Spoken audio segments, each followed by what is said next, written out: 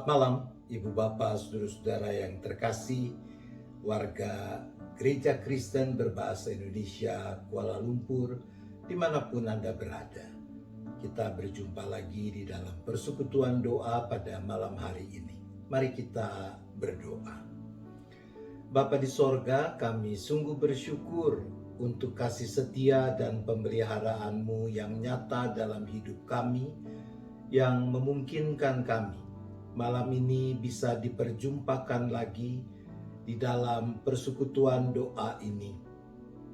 Bapa, kalau sebentar kami akan membaca, merenungkan apa yang dipersaksikan Alkitab akan kebenaran firman Tuhan, mampukan kami menyambut kehadiran dan karya Roh Kudus, Roh penolong yang telah dicurahkan bagi kami di dalam Kristus dengan benar, sehingga dengan hikmat-Nya kami bukan cuma makin mengerti apa yang Tuhan kehendaki, tetapi kami juga makin bersungguh melakukannya. Terima kasih ya Bapa, kami memohon hanya di dalam nama Tuhan Yesus Kristus. Amin. Teks Alkitab yang akan bersama-sama kita renungkan, kita perhatikan malam hari ini, terambil dari Injil Matius. Matius pasal 6 ayat 19 sampai dengan ayat 21. Mari kita bersama-sama memperhatikan apa yang dipersaksikan di dalam Matius pasal 6 ayat 19 sampai dengan ayat 21 ini. Janganlah kamu mengumpulkan harta di bumi ngengat dan karat merusakkannya, dan pencuri membongkar serta mencurinya. Tetapi kumpulkanlah bagimu harta di sorga. Di sorga ngengat dan karat tidak merusakkannya, dan pencuri tidak membongkar serta mencurinya. Karena di mana hartamu berada, di situ juga hatimu berada.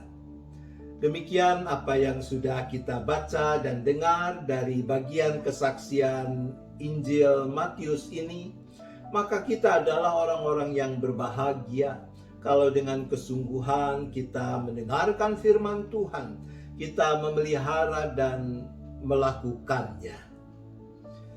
Saudara-saudaraku, dikisahkan satu saat ada seorang lelaki yang berjalan tidak tentu arah dengan agak putus asa karena kondisi finansial keluarganya morat-marit. Saat menyusuri jalan sepi, kakinya terantuk pada sesuatu. Dia membungkuk, dan setelah melihat apa yang membuat kakinya terantuk itu, ia merasa kecewa. Hanya sebuah koin kuno yang sudah penyok. Meskipun begitu, dia mengambil dan mengantongi koin itu. Lalu setibanya di pasar, dia membawa koin itu ke sebuah bank. Teller, petugas di bank itu, setelah melihat, memeriksa koin itu, berkata, "Sebaiknya koin ini Anda bawa ke kolektor uang kuno. Di sana mungkin Anda bisa mendapatkan harga yang baik untuk koin ini." Lelaki itu membawa koinnya ke kolektor kuno di sebuah toko barang antik. Beruntung sekali, koinnya dihargai Rp500.000. Lelaki itu begitu senang. Dia berjalan sambil bersiul, dan ketika melewati sebuah toko perkakas, dia melihat ada beberapa lembar kayu yang diobral. Dia pun membeli kayu seharga 500.000 untuk membuat rak bagi istrinya. Dia memanggul kayu tersebut dan beranjak untuk pulang. Di tengah perjalanan, dia melewati bengkel pembuat mebel. Mata pemilik bengkel yang sudah sangat terlatih melihat bahwa kayu yang dipanggul lelaki itu adalah kayu yang sangat bermutu, kayu yang baik. Maka dia memanggil lelaki itu dan dia menawarkan untuk tukar kayu-kayu, lembaran-lembaran kayu yang dipanggul lelaki itu ditukar dengan lemari yang kalau dibeli seharga 2 juta rupiah. Tentu saja lelaki itu setuju. Maka dia meminjam gerobak untuk membawa pulang lemari itu. Ketika dalam perjalanan menuju rumahnya, dia melewati sebuah rumah besar, rumah yang bagus, rumah seorang kaya. Dan ada seorang perempuan yang sedang berdiri di depan rumah itu. Melihat lemari yang ada di dalam gerobak yang dibawa oleh lelaki ini, perempuan itu sangat tertarik. Lalu dia memanggil lelaki tadi. Dan dia menawar untuk membeli lemari itu.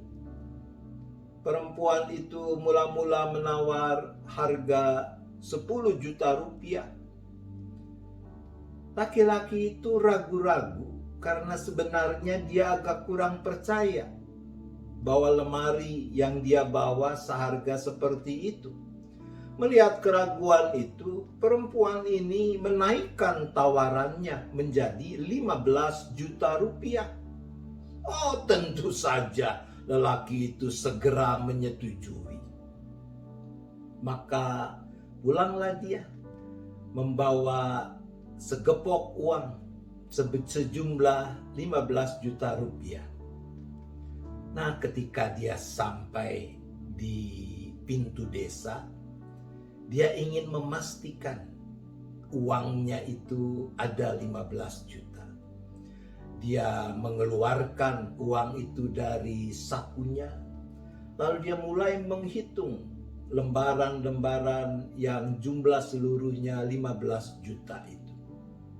Tiba-tiba datang seorang perampok, mengacungkan belati dan merampas uang itu, lalu kabur. Istrinya yang sedang berjalan kebetulan melihat peristiwa itu. Dia segera berlari dan mendekati suaminya bertanya, "Apa yang terjadi? Engkau baik-baik saja kan? Apa yang diambil perampok tadi?" Lelaki itu mengangkat bahunya dan berkata, "Oh, bukan apa-apa, hanya sebuah koin penyok yang kutemukan tadi pagi." Saudaraku, bisa kita bayangkan kalau hati si bapak, hati lelaki ini melekat pada uang 15 juta yang tadi sudah ada di tangannya. Bagaimana reaksinya ketika uang itu dirampas oleh si perampok? Pasti dia sangat kecewa. Dia marah, stres, dan seterusnya. Pasti dia akan kehilangan sukacita dan damai sejahtera. Salah satu pesan cerita tadi buat saya mengingatkan bahwa ketidakmelekatan hati kita pada hal materi, harta, kekayaan akan menolong kita untuk terbebas dari kekecewaan, rasa tertekan, dan sejenisnya yang akhirnya akan merusakkan sukacita dan damai sejahtera yang Tuhan anugerahkan kepada kita. Sekarang ini kita sedang ada di tengah perubahan situasi yang luar biasa karena pandemi COVID-19. Nah, bagaimana kita mau menjalani kehidupan kita sekarang? Apakah kita mau menjalaninya seperti tidak ada apa-apa? Business as usual. Kalau pertanyaannya soal bisa atau tidak, ya tentu bisa-bisa saja. Tapi kemungkinan besar kita bisa celaka. Maka urusannya bukan bisa atau tidak bisa. Urusan utamanya adalah boleh atau tidak boleh, bertanggung jawab atau tidak bertanggung jawab. Teks kita dari Matius 6 tadi mengatakan, janganlah kamu mengumpulkan harta di bumi ngengat dan karat merusakkannya, pencuri membongkar serta mencurinya. Tapi kumpulkanlah bagimu harta di sorga. Di sorga ngengat dan karat tidak merusakkannya, dan pencuri tidak membongkar serta mencurinya. Karena di mana hartamu berada, di situ juga hatimu berada.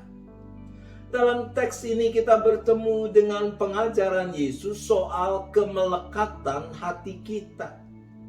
Karena di mana hartamu berada, di situ juga hartamu berada. Yesus mengingatkan agar kita jangan keliru memilih kemana kita akan melekatkan hati kita. Kalau hati kita melekat pada harta kekayaan duniawi ini, maka satu saat kita bisa kecewa. Tentu Yesus tidak mengajarkan supaya kita tidak usah mengelola harta yang kita yakini adalah juga anugerah Tuhan itu. Di tengah krisis yang sedang terjadi dan kita tidak tahu persis kapan akan berakhir, justru kita harus makin bertanggung jawab dalam mengelola harta milik yang ada pada kita. Misalnya, bedakan dengan tegas antara membelanjakan uang untuk apa yang memang kita butuhkan dengan membelanjakan uang dengan apa yang kita inginkan. Hati-hati, belum tentu apa yang kita inginkan adalah memang apa yang kita butuhkan. Maka untuk sementara lupakan apa yang kita inginkan, namun sesungguhnya tidak kita butuhkan itu. Kita mau makin bertanggung jawab dalam mengelola harta benda yang ada pada kita. Bukan karena kemelekatan hati kita pada harta benda itu. Bukan karena kita dikuasai oleh kekhawatiran. Tapi justru karena kita sadar akan tanggung jawab yang Tuhan percayakan kepada kita untuk merawat kehidupan ini. Baik hidup pribadi, keluarga, tapi juga sesama, bahkan seluruh ciptaan. Namun kita mau melakukan pengelolaan harta milik Tuhan yang dipercayakan kepada kita itu tanpa kemelekatan hati pada harta kekayaan materi itu sendiri. Kita melakukannya dengan sukacita karena kita tahu kemelekatan yang sejati harus kita tempatkan di mana. Ketika kemelekatan hati kita adalah kepada Yesus Kristus, maka iman dan kasih kita kepadanya akan menjadi prinsip utama dalam mengelola harta milik yang Ia percayakan pada kita. Tentu kita tidak berharap bahwa harta kita berkurang karena dirampok. Tapi kita tidak akan bersedih dan merasa rugi ketika harta materi kita berkurang karena kita mau berbagi dengan mereka yang berkekurangan dan membutuhkannya. Tuhan menolong kita. Amin.